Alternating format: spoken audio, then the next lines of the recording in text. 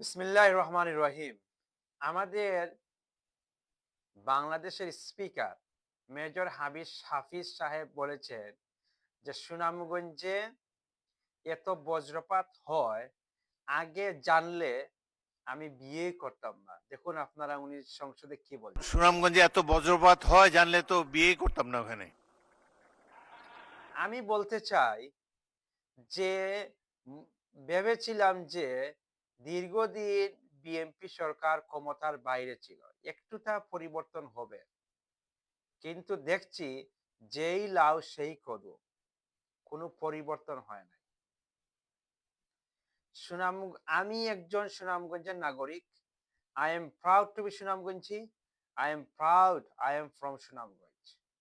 কিন্তু মেজর হাফিজ সাহেব ভুলে গিয়েছেন এই সুনামগঞ্জে আমাদের স্বাধীন বাংলাদেশের প্রথম ফরেন মিনিস্টার ছিলেন আব্দুস সামাদ আজাদ। এই সুনামগঞ্জের ছিলেন আমাদের হুমায়ুন রশিদ চৌধুরী। এই সুনামগঞ্জের জন্ম হয়েছে অনেক গায়ক, কিংবদন্তি লোকের। বরং এই সুনামগঞ্জের জন্ম হয়েছে আতাউল গনি উসমানী সর্বাধিনায়ক। কিন্তু উনি ইতিহাস ভুলে গিয়েছেন।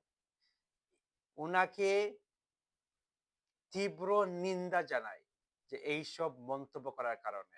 আর অধিকাংশ এমপিদের দেখছি যাতে ওদের তার ছিঁড়ে গেছে, মাথার মগজ নাই।